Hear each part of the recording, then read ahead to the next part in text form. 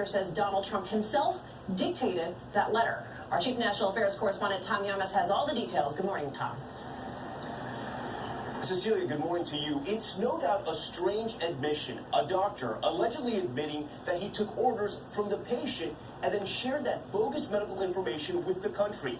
And that's just part of the story. That doctor also claiming Trump staffers raided his office just behind me.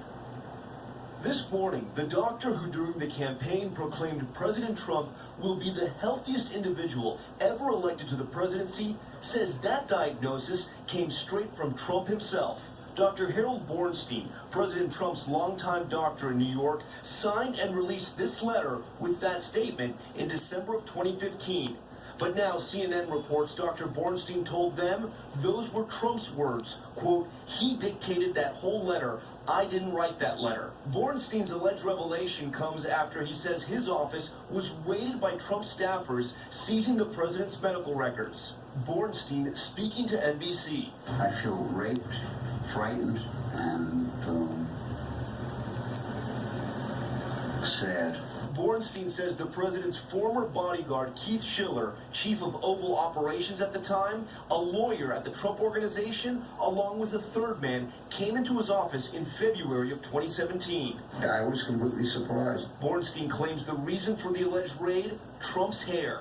The doctor says the staffer showed up 2 days after this article in the New York Times in which Bornstein gave information about Trump's medication, saying the president took Propecia, a drug to promote hair growth. I couldn't believe anybody was making a big deal about a drug that's to grow his hair, which seemed to be so important.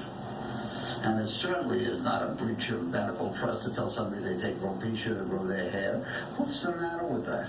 The White House is not denying records were taken from Dr. Bornstein's office, but they say it was not a raid. It would be a standard procedure for the president and newly elected president's medical records to be in possession by the White House Medical Unit, and that was what was taking place as those records were being transferred over to the White House Medical Unit as requested.